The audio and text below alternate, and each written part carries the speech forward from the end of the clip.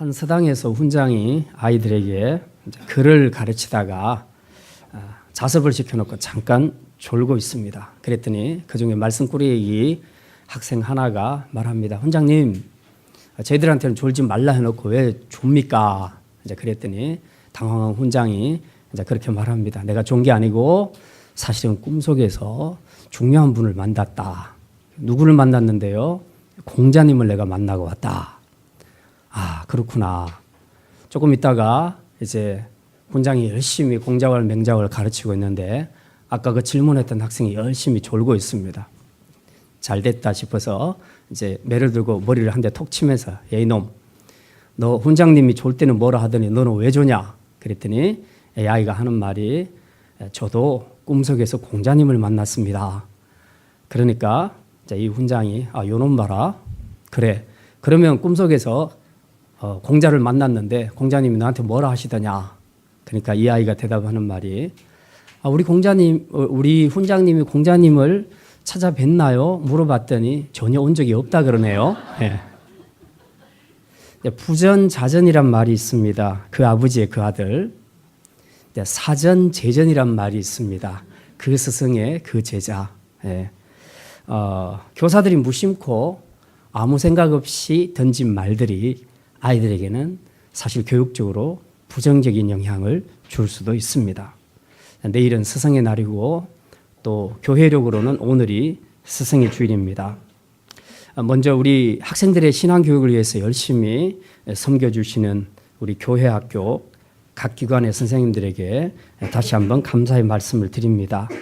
우리 선생님들의 섬김을 통해서 어려운 중에도 우리 다음 세대가 믿음으로 잘 성장하고 있고 또 앞으로 이들이 여러분의 뒤를 이어서 이제 하나님 나라와 세상을 힘있게 섬겨가는 훌륭한 일꾼들이 될 줄 믿습니다.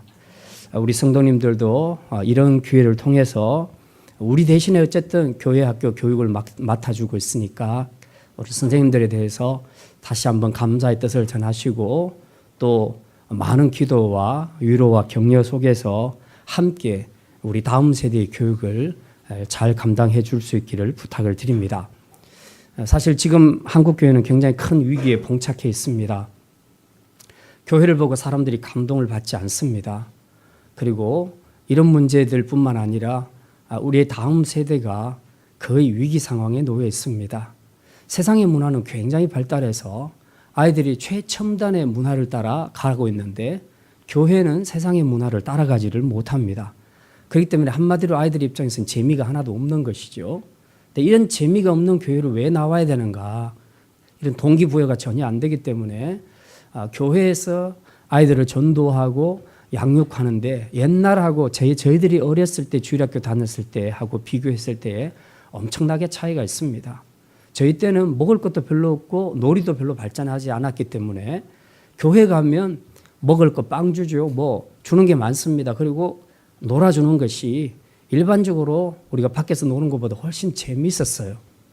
근데 지금은 그런 게 없습니다. 못 따라갑니다. 세상 문화가 얼마나 앞서가 있는지 교회 문화가 따라가지를 못하니까 이 아이들이 교회에 대해서 재미를 못 느끼는 겁니다. 물론 교회는 재미를 주는 곳은 아니고 이 아이들의 영혼의 문제를 해결해 주는 곳이지만 일단 그런 동기가 부여되지 않으면 이 아이들이 본질적으로 교육을 받을 기회를 놓쳐버린다는 점에서 교회의 고민이 커지는 겁니다. 그래서 지금은 아이들이나 청소년들을 전도하는 것도 되게 어렵습니다. 초등학교에서 전도하면 일단 부모들이 아이들에게 교육을 철저하게 시킵니다. 전화번호 못 주게 합니다. 낯선 사람하고 이야기 못하게 합니다. 이 교육을 잘 시켜서 전도하는데도 굉장히 많은 어려움을 겪고 있습니다. 그래서 교회가 위기라고 말하는데요. 우리 성도님들이 이 다음 세대 교육이 계속 이어질 수 있도록 지금 우리 기성세대까지는 어떻게든 우리가 혜택을 많이 받았습니다. 복음을 듣고 또 이 복음 안에서 우리가 영적인 즐거움 이런 것들을 누리고 살았기 때문에 큰 문제가 없지만 이 다음 세대는 우리하고 전혀 다른 차원의 삶을 살고 있기 때문에 우리가 정말 이 다음 세대 교육을 위해서 하나님 앞에 힘을 모아 기도하지 않으면 또 관심을 갖고 우리가 그들을 돕지 않으면 다음 세대 교육은 정말 요원하다 하는 것을 우리가 깨닫게 될 것입니다. 이제 그런 점에서 오늘 본문에 나오는 엘리야와 엘리사의 이야기는 많은 것들을 생각하게 합니다. 북이스라엘의 선지자로서 하나님 앞에 크게 쓰임 받았던 엘리야가 이제 그의 사명이 다해서 마지막으로 하나님 앞에 부름을 받고 승천하게 되는데요. 이 승천하기 직전에 사랑하는 제자 엘리사가 집요하게 스승의 뒤를 따라다니는 모습을 우리가 오늘 본문을 통해서 봤습니다. 그래서 오늘은 참 이 스승 엘리야로부터 엘리사에게 이어지는 바른 신앙의 계승, 이것에 대한 것들을 우리가 좀 생각을 해볼 것인데요. 오늘 주신 말씀을 통해서 이제 우리도 우리 대에서 우리가 누렸던 신앙의 어떤 즐거움과 은혜 이런 것들을 여기서 끝내지 말고 우리의 다음 세대들에게 이 생명과 축복과 기쁨을 이어주고 계승해 줄 수 있는 이제 그런 마음을 우리가 가져야 될 것입니다. 그래서 오늘 말씀을 바른 신앙의 계승을 위해 구체적으로 우리가 어떻게 할 것인가 많은 것들이 있는데요. 오늘은 딱 두 가지만 말씀드립니다.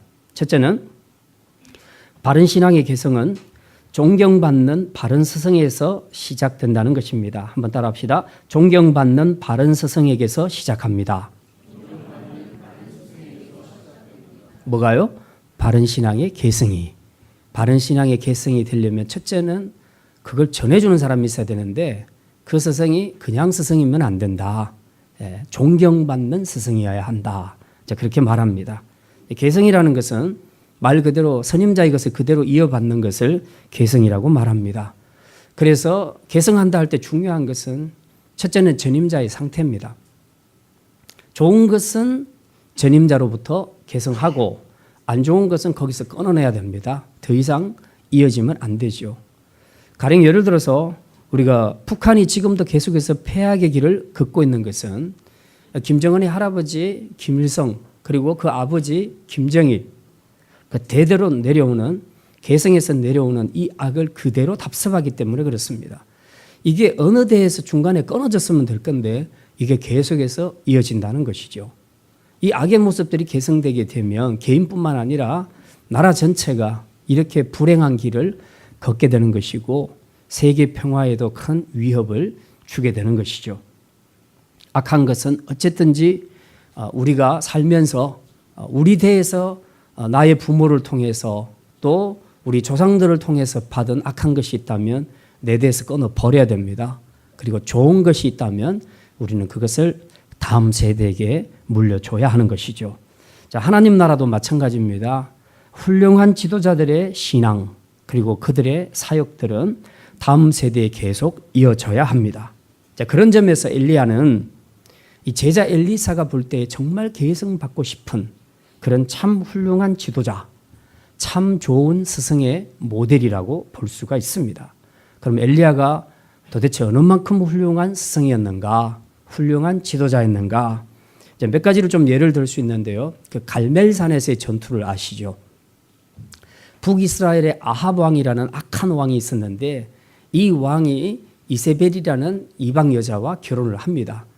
이 이세벨이라는 이방 여자가 그 나라에서 섬기는 바알이라는 신을 갖고 들어오게 되죠. 그래서 온통 이걸 전염을 시켜서 북이스라엘 나라 전체가 우상을 섬기는 나라로 바뀌어버립니다. 그래서 도대체가 이 나라는 하나님이 다스리는 나라인지 바알과 아세라가 다스리는 나라인지 구분할 수 없을 정도로 지금 이스라엘 땅이 온통 우상으로 다 물들어 버렸습니다. 이제 그런 상황에서 지금 엘리야가 아합을 찾아가서 선포를 하지요. 이 모든 것은 다 당신 때문이다. 당신과 이세벨 때문이다. 그래서 둘이가 말싸움이 벌어지는데 거기서 이제 엘리야가 제안을 합니다. 그렇다면 당신들이 믿고 있는 바알과 아세라 그리고 내가 믿고 있는 여호와 하나님 둘 중에 누가 진짜 신인지 우리 한번 내기해보자. 그래서 내기를 한 겁니다. 그래서 450대 1 바알 선지자 450명 그리고 아세라 선지자 400명 해서 엘리야 혼자서 해서 하나님의 응답을 받고 이기지요. 그래서 그 사건을 통해서 이제 세상에는 이스라엘에는 참신이 여호와 하나님 한 분밖에 없다는 것이 입증이 되어버렸습니다. 굉장히 큰 능력을 나타내는 그런 갈멜산 전투였습니다.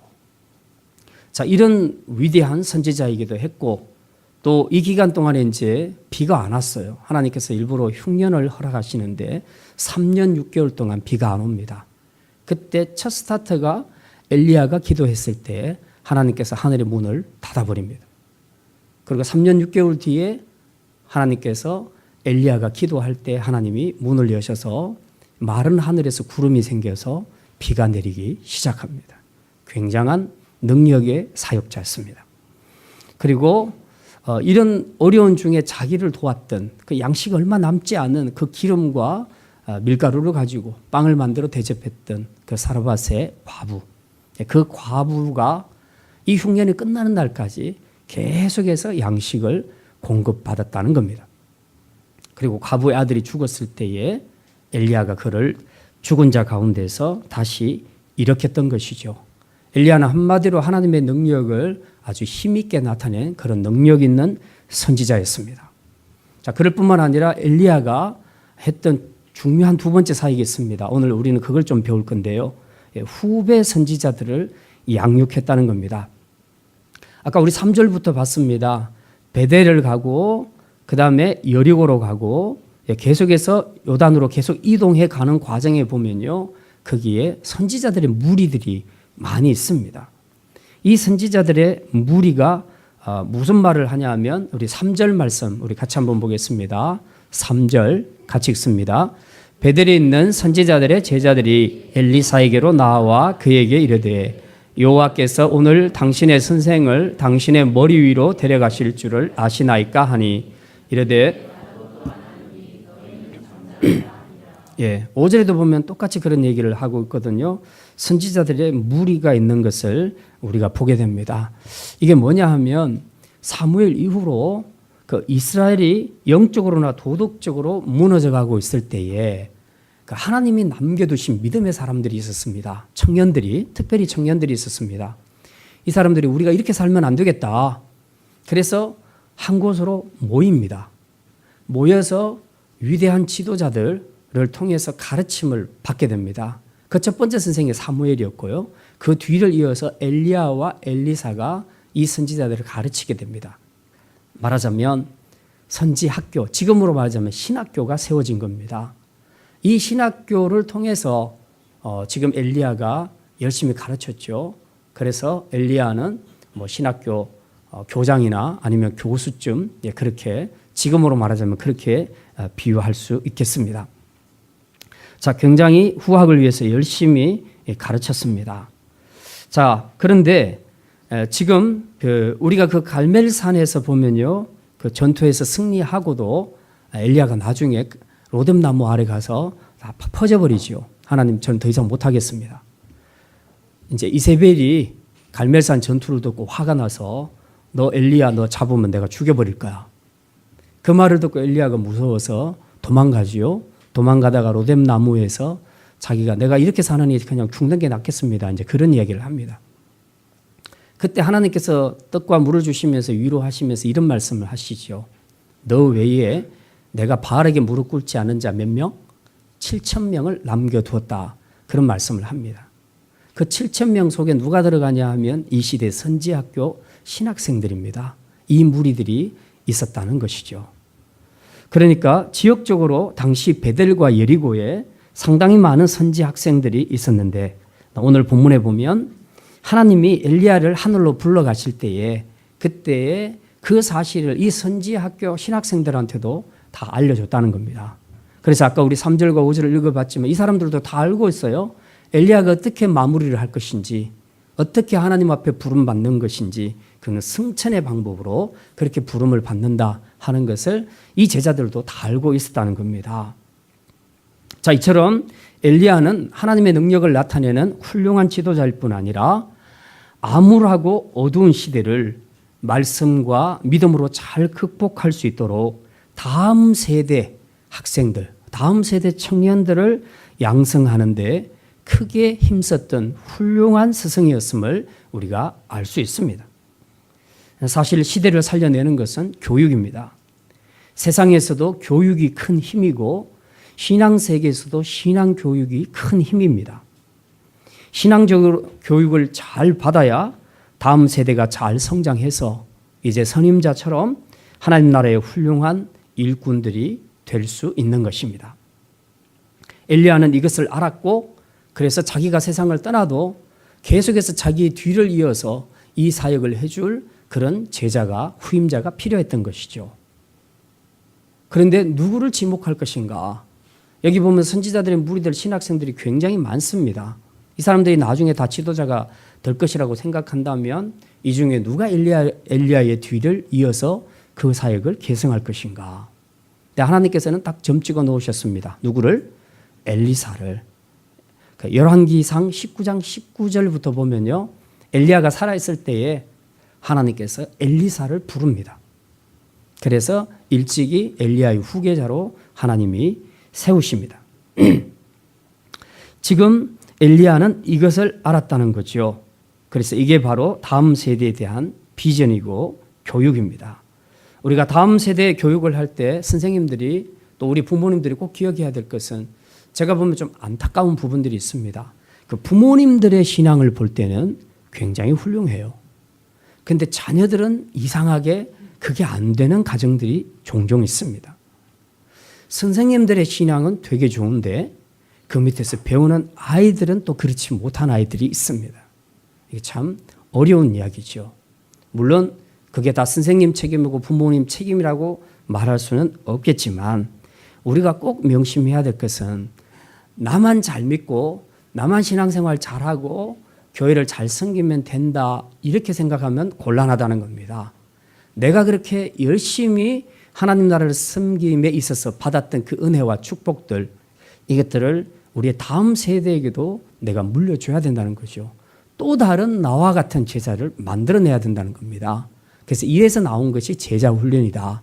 그런 표현들을 많이 씁니다. 뭐 각 교회마다 여러 제자 훈련들이 많이 있지만 어쨌든 진짜 진정한 의미에서 제자 훈련은 이루어져야 되는 것이죠. 그런 의미에서 이 엘리야는 굉장히 중요한 진리를 우리에게 보여주고 있습니다. 자기 대에서 이 신앙과 사역이 끝나는 것이 아니라 다음 세대에게 계속 이어질 수 있도록 제자를 만들어냈다. 신학생들 학교를 경영했다. 그리고 계속해서 그것을 강조하고 가르쳤다는 것입니다. 그래서 우리는 특별히 우리 믿음이 좋은 부모님들이나 선생님들은 그냥 나만 잘하고 그냥 여기서 끝내겠다고 생각하지 마시고 이제 진짜 우리의 사명은 다음 세대를 나처럼 키우는 일입니다. 그래서 우리가 이 일에 더 힘써야 될 것입니다. 자, 그렇게 하자면 먼저 스승된 우리가 바른 신앙을 가지고 있어야 됩니다. 뭐 부모든지 교사든지 또 교회 안에서 믿음의 선배든지 관계없이 먼저 배운 우리가 신앙의 모습을 우리가 가르치는 다음 세대에게 보여줄 수 있어야 된다는 겁니다. 왜냐하면 아이들은 이제 이론적인 교육은 많이 듣잖아요. 주일학교에서부터 계속해서 말씀대로 살아라는 그 이론적인 교육은 많이 듣지만 실제로 자기 부모들을 봤을 때 전혀 자기 안에 그 말씀이 들어오지 않는 것을 경험하는 그런 아이들도 있습니다. 아, 우리 어머니 아버지가 신앙적으로 이래라 저래라 말씀은 잘 하시는데 그런데 어머니 아버지의 삶을 보니까 이거 영 아니네 라는 것을 어릴 때는 몰라도 크면서 다 압니다, 애들이. 그러니까 애들이 영향을 못 받는 거죠. 그래서 진짜 애들을 변화시킬 수 있는 것은 부모들의 삶입니다. 삶이 된 사람이 가르쳤을 때에 그게 훨씬 더 큰 영향력을 끼치게 되는 것이죠. 그래서 중요한 것은 우리가 스승이 되되 아이들에게 존경받는 스승이 되어야 된다. 존경이란 것은 뭐냐? 삶을 통해서 보여주는 것입니다. 삶으로 감동을 받을 때 아이들은 부모든 선생님이든 존경하게 되어 있습니다. 그리고 그 선생님, 그 자기에게 감동을 주는 그 선생님, 그 존경하는 선생님이 이제 있을 때에 거기서부터 진짜 교육이 이루어지게 되는 것이죠. 자, 오늘 본문 12절에 보면요. 우리가 중요한 단어를 하나 발견할 수가 있습니다. 12절에 보면 그 엘리야가 승천하는데 그것을 엘리사가 보고 있습니다. 보면서 뭐라고 말하냐 하면 이렇게 말합니다. 12절 우리 같이 한번 읽겠습니다. 엘리사가 보고 소리 지르되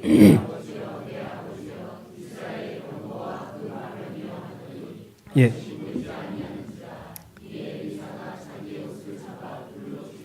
예, 여기 보면 승천하는 스승 엘리야를 보고 내 아버지여라는 표현을 쓰고 있습니다. 그것도 두 번씩이나 부르고 있죠. 예, 엘리사에게 있어서 엘리야는 말하자면 영적인 아버지였다는 것입니다. 우리가 영적으로 아버지라는 단어를 쓸 정도라면 정말 그 사람은 훌륭한 스승입니다. 영적으로 지대한 영향을 미친다는 거죠. 우리가 함부로 누구에게 아버지라는 표현을 쓰지는 않잖아요. 물론 낳아준 부모는 아버지지만 그 외에 어떤 수식어를 붙여서 이런 아버지 저런 아버지라고 붙일 때는요, 굉장히 자기에게 많은 영향을 끼쳤다는 그런 의미입니다. 절대적인 존재라는 얘기죠. 그만큼 엘리사에게 있어서 엘리야는 존경받는, 그리고 영적으로 지대한 영향력을 끼친 그런 훌륭한 스승이었다 하는 것을 알 수 있습니다. 스승의 입장에서 제자에게 내 영적인 아버지다 라고 이런 칭호를 받게 되는 것은 아마 제가 생각할 때 최고의 축복이 아닐까, 이제 그런 생각을 합니다. 이 정도가 되면 진짜 신앙교육이 저절로 이루어지게 되겠죠. 우리 선생님들 어떻습니까? 자녀들이 나중에 커서, 여러분이 맡은 반 아이들이 나중에 커서 이제 어른이 됐을 때에 그때 그 선생님이 나에게 영적인 아버지였어, 그렇게 고백을 들을 수 있다면 얼마나 좋겠습니까?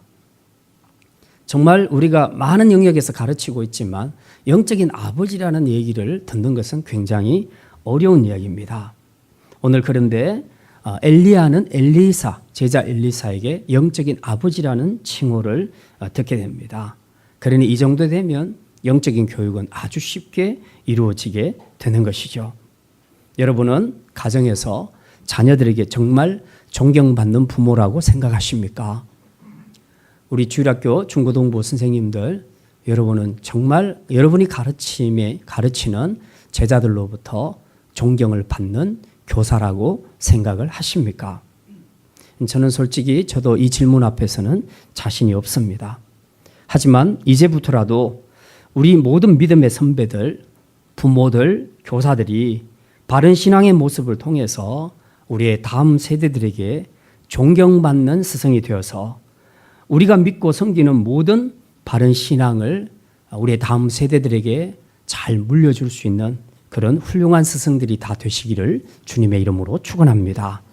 두 번째입니다. 바른 신앙의 개성이 이루어지려면 이제 학습자, 제자 입장에서입니다. 제자들은 어떻게 해야 될 것인가? 스승을 닮으려는 거룩한 열망이 있어야 합니다. 한번 따라합시다. 스승을 닮으려는 거룩한 열망이 있어야 합니다.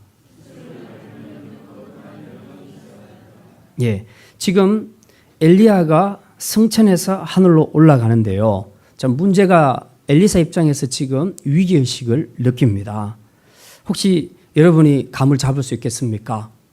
나에게 지대한 영향을 끼친 영적인 아버지가 나와 이제 영원히 이별하게 됩니다. 하늘로 올라가게 돼요. 그러면 이제 내가 남게 되는데 그때 엘리사의 입장, 엘리사의 마음이 어땠을까? 어떨 것 같아요? 저 이제 두 가지로 생각이 됐습니다. 하나는 이렇게 지대한 영향력을 끼치고 있는 영적인 아버지가 떠나갈 때 그 이별의 안타까움이 굉장히 크겠죠.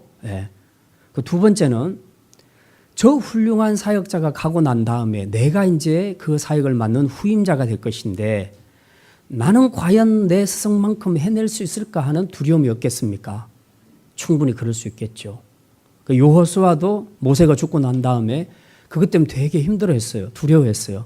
그랬더니 하나님이 딱 주신 말씀이 두려워하지 말라, 놀라지 말라, 내가 너와 함께 함이니라. 그러니까 후임자들은, 특별히 훌륭한 스승을 둔 후임자들은 부담이 클 수밖에 없습니다. 이전 전임자가 너무 잘했기 때문에 내가 그 사역을 이어받는다고 생각하면 부담이 될 수밖에 없죠. 두려울 수밖에 없는 것입니다.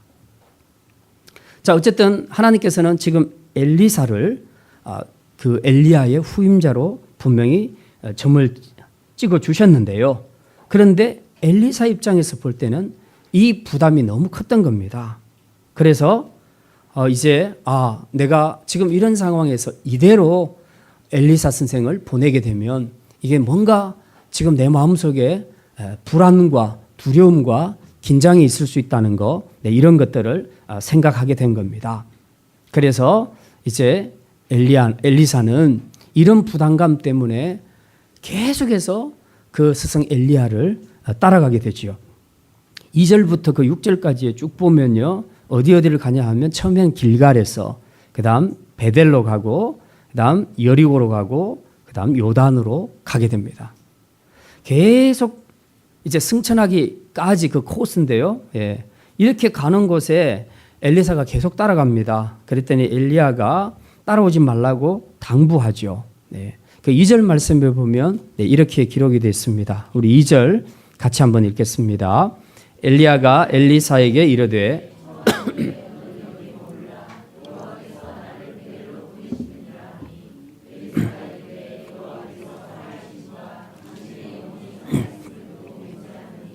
내가 당신을 떠나지 아니하겠나이다 하는지라.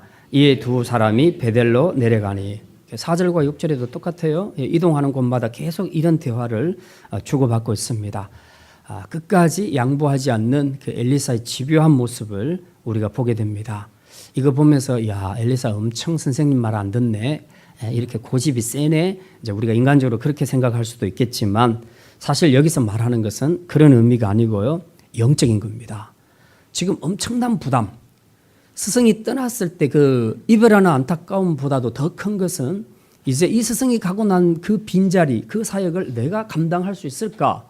지금 내 이 영적인 능력으로 감당할 수 있을까를 생각을 해보니까 되게 부담스러운 겁니다. 그래서 이대로는 안 되겠다. 그래서 계속해서 엘리야의 뒤를 따라다니면서 지금 뭔가를 해달라는 겁니다.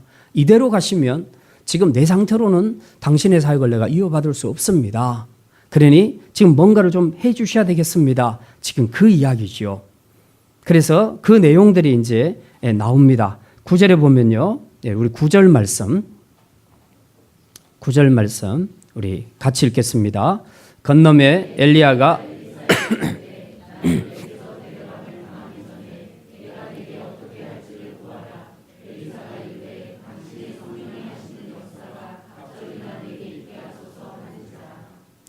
지금 이제 요단강을 마지막으로 이제 건넙니다.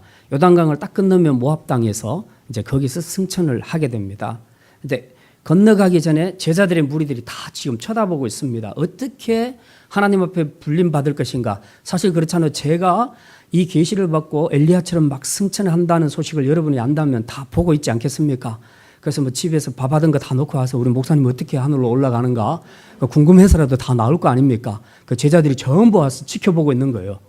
근데 거기서 요단강 건너기 전에 엘리야와 엘리사가 요단강을 건너는데 어떻게 건너냐 하면 배 타고 건넌 게 아니고요, 수영해서 건넌 것도 아니고요, 여기 보니까 엘리야가 옷을 벗어서 둘둘 말아가지고 그리고 요단물을 막 쳤습니다. 쳤더니 치는 대로 물이 쫙쫙쫙쫙 갈라지는 겁니다. 그래서 요단강물이 마르게 됐죠. 그래서 마른 땅을 이 두 사람이 건너가게 됩니다. 그리고 딱 건너자마자 엘리야가 이제 여기가 끝인 거예요. 더 이상은 이제 안 되거든요. 승천해야 되니까. 그래서 이제 물어보지요. 아까 방금 우리가 9절에 읽었습니다. 나를 네게서 데려감을 당하기 전에 내가 네게 어떻게 할지를 구해라. 그렇게 말씀합니다. 지금 계속 따라다니는 제자 엘리사를 보면서 엘리야가 눈치 못 챘겠습니까? 얘가 왜 이렇게 계속 따라오지? 왜 이렇게 눈치가 없어? 나 올라가야 되는데. 지금 그런 거 아니잖아요. 엘리야는 지금 다 알고 있습니다. 왜 엘리사가 끝까지 이렇게 자기를 따라오는지 엘리사의 본심을 알고 있었습니다. 그래서 이제 단도직입적으로 묻죠. 그래, 나 올라간다. 근데 지금 내가 너한테 떠나기 전에 뭘 해줬으면 좋겠냐. 이제 그걸 묻는 거죠. 그랬더니 엘리야가 대답합니다. 아까 우리 9절 끝부분에 보니까 뭘 달라고요? 당신의 성령이 하시는 역사가 갑절이나 내게 있게 하소서. 그것을 요구하고 있습니다. 지금 바로 이 부분입니다. 오늘 우리가 핵심적으로 생각해야 될 부분들이 바로 이겁니다. 지금 엘리사의 마음은 그렇습니다. 이대로 가시면 내 능력으로는 당신의 사역을 내가 이어받을 수가 없습니다. 나는 자신이 없습니다. 그러니 나를 위해서 뭔가를 좀 해주십시오. 그게 뭐였냐 하는 거죠. 뭘 해주기를 엘리사가 그렇게 바랬냐 하는 거죠. 오늘 여기 보니까 당신의 성령이 하시는 역사가 갑절이나 내게 있게 하소서. 엘리사가 원했던 가장 큰 것은 무엇이냐? 자기 위대한 스승 안에 있었던 영성을 그대로 받기를 원했던 것입니다. 그것도 2배씩이나. 그런데 이제 이 2배에 대한 해석은 좀 다릅니다. 어떤 사람들은 스승이 받았던 것을 2배를 이야기한다고 얘기하는데, 또 다른 학자들은 얘기할 때 일반적으로 이제 유대 사회에서는 장자가 일반 형제들의 2몫을 받게 되지요. 그래서 내가 진정한 장자다. 이 사역에서 내가 진정한 장자라는 것을 인정받는다는 이제 그런 의미가 있습니다. 어쨌든 지금 가장 큰 핵심은 엘리사가 요구했던 것은 뭐였냐 하면 위대한 스승 안에 있는 그 영성을 내가 그대로 이어받고 싶다는 겁니다. 성령의 역사. 당신이 지금까지 사역하시면서 얼마나 많은 기적을 나타내고 얼마나 많은 하나님의 일하심을 보여줬습니까? 근데 그게 전부 성령의 사역인 줄 믿습니다. 그런데 나한테는 그게 부족합니다. 그러니 당신의 그 역사를 나한테도 있게 해 주십시오. 라고 그걸 원했던 겁니다. 그 영성, 스승 안에 있는 그 영성, 그 성령의 역사가 나의 사역에도 나의 인격에도 동일하게 그대로 전달되어서 나도 그 힘으로 살고 싶고 나도 그 힘으로 사역하고 싶다. 지금 그것을 말하는 것입니다. 우리 신앙의 개성이란 것은 바로 이런 것입니다. 뭔가 어떤 특별한 테크닉 이런 것이 아니고 정말 훌륭한 스승이 있다면 이 신앙의 개성이 이어져야 되는 것은 그 스승 안에서 일하셨던 그 주님, 그 성령, 그분이 하시는 역사가 내 안에도 그대로 흘러 들어와서 있게 되는 것. 그래서 나도 그 성령의 역사로 일하게 되는 것. 바로 이것이었다는 거죠. 이것이 바로 지금 엘리사 안에 있었던 제자로서의 거룩한 열망이었다는 것입니다. 그러니까 바른 신앙을 개성하는 일에 있어서 중요한 것은 아까 첫 번째로 스승의 신앙이 중요하다 했습니다. 존경받는 스승이 되어야 된다. 그런데 정말 중요한 마무리는 뭡니까? 올바른 스승의 신앙을 개성하는 데 있어서 제자들의 거룩한 열망이 필요하다는 것입니다. 우리가 일반적으로 이제 학교에서 선생님들 이야기를 들어보면요. 저도 마찬가지입니다. 설교할 때도 마찬가지고 성경 공부 가르칠 때도 마찬가지인데 학생들한테 가르칠 때 선생님이 언제 제일 힘있게 신나게 가르친지 아십니까? 학생들이 눈을 말똥말똥하게 뜨고 반짝반짝거리면서 들으려고 하는 열망이 있을 때 선생님은 정말 가르치고 싶어 합니다. 우리 학교 다닐 때 선생님들이 그런 얘기하는 걸 저도 많이 들었거든요. 특히 점심 먹고 5교시 수업 시작할 때 저는 거의 30분을 줍니다. 그 선생님들이 들어온 선생님마다 꼭 그렇게 얘기해요. 저 같은 애들이 몇 명 있었어요. 지금 생각해보니까 식곤증이에요. 근데 제가 밥을 좀 많이 먹었거든요, 그때. 너무 많이 먹으니까 항상 졸음이 와요. 그러면은 썩은 동태 눈을 하고 앉았다고 막 이제 그런 얘기 하는 거예요. 이래가지고 내가 가르칠 마음이 생기겠어. 막 그런 얘기를 하거든요. 진짜 그런 거죠. 스승이 가장 가르칠 때 힘을 얻게 되는 것은 제자들의 열망입니다. 배우고자 하는 열망. 그 열망인데 그 열망이 안 보이게 되면 별로 가르치고 싶은 생각이 안 드는 거죠. 그리고 스승에게 아무리 좋은 것이 있어도 뭐합니까? 아무리 전해줘도 뭐합니까? 전부 다 졸고 또 생각이 딴 데가 있고 그리고 초점들이 다 흐려져 있는데 그거 뭐 전해주면 뭐 하겠어요? 아무 변화가 없는 겁니다. 그게. 근데 결국 그런 문제죠.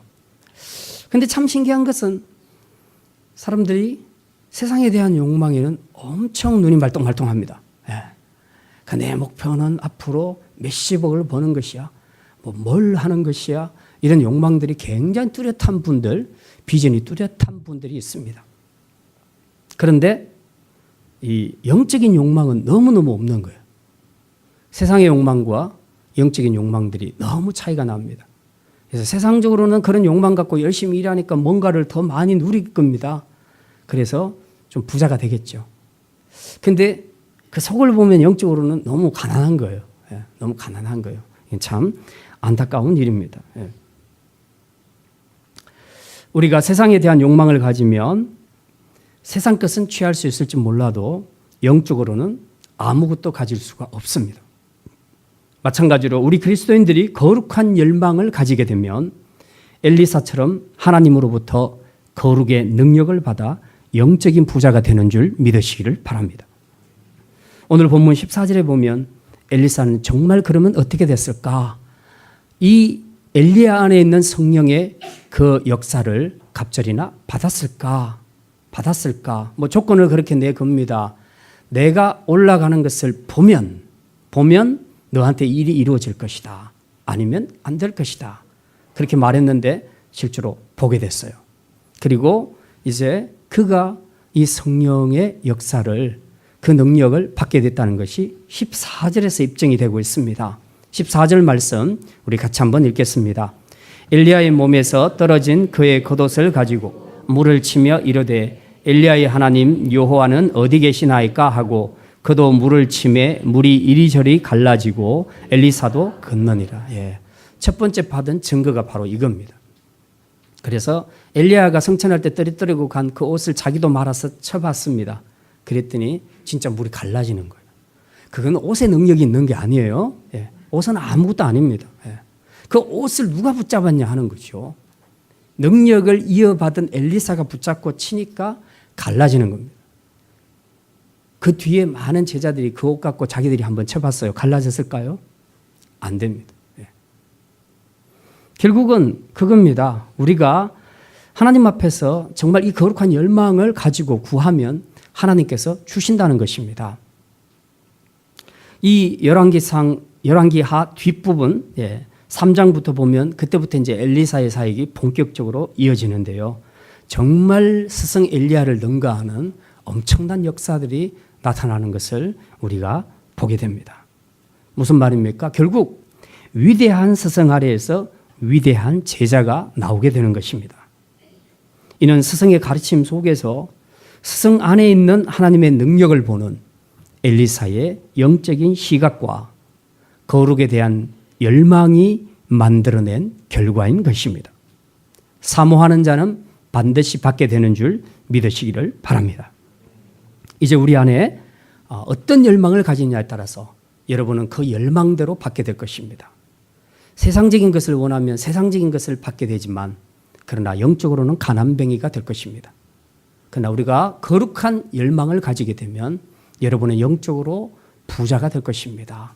이제 하나님께서 쓰셨던 위대한 지도자들 안에 있었던 성령의 강력한 역사가 여러분 안에도 거룩한 갈망을 원하고 순종하는 여러분 안에도 동일하게 나타날 줄 믿고 그렇게 되기를 주님의 이름으로 축원합니다. 말씀 마칩니다. 바른 신앙의 개성은 두 가지 말씀드렸습니다. 첫째, 지도자 입장에서는 어떤 스승이 되어라? 존경받는 스승이 되어야 된다. 둘째, 존경하는 스승 안에 있는 영성을 가지려는 제자들의 거룩한 열망이 있어야 된다. 혹시라도 이 말씀 들으면서 너무 부담스럽다. 나는 그런 스승도 못 되고 그런 제자도 못 되고 나는 도대체 어떻게 해야 될까? 이제 그런 생각이 혹시 들지 모르겠습니다. 그렇게 스스로 자책할 필요가 없습니다. 언제든지 금연도 오늘부터입니다. 오늘부터입니다. 지나간 일은 묻지 않습니다. 과거를 묻지 마라. 이거는 성경에서 말하는 굉장히 중요한 진리입니다. 하나님은 과거를 묻지 않습니다. 지금부터라도 우리가 믿음으로 결단하면 먼저 스승으로서 우리가 살 때 꼭 기억해야 될 것은 나는 도대체 훌륭한 스승이 못 되는데 도대체 누구에게 도움을 받을까? 또 제자들 중에서도 그런 사람이 있습니다. 우리 엄마 아빠는 교회 안 다녀요. 그래서 영적으로 뭐 배울 것이 없어요. 또 우리 엄마 아빠는 교회는 다니는데 내 눈으로 봐도 정말 아니에요. 막 이제 이런 생각이 드는 아이들은 이 말씀 받으면 정말 힘이 없잖아요. 이거 도대체 나보고 어디서 배우란 말이냐. 우리의 가장 위대한 스승은 예수님이심을 믿으시길 바랍니다. 그리고 그 예수님을 확실하게 드러내 주시는 분이 성령님임을 믿으시기를 바랍니다. 그래서 여러분이 정말 진정으로 거룩한 열망을 가지고 하나님 앞에 기도하고 구하시면 예수님께서 성령님께서 친히 스승이 되실 것이고 그리고 때가 되면 필요한 지상에 보이는 선생도 허락해 주실 줄 믿습니다. 그래서 우리가 이제 이 믿음을 가지고 이 스승의 주일에 참으로 하나님 앞에서 우리 정말 존경받는 스승 그리고 그 존경받는 스승 안에 있는 거룩한 영성들을 그대로 이어받겠다는 거룩한 열망을 지닌 제자들로 살아가면서 이제 지금까지 이어져 왔던 하나님 나라의 위대한 신앙과 사역들이 순종하는 우리를 통해서 우리의 다음 세대에도 계속 이어져 가는데 귀한 축복의 통로로 쓰임받을 수 있는 우리 믿음의 성도들이 다 되시기를 주님의 이름으로 축원합니다.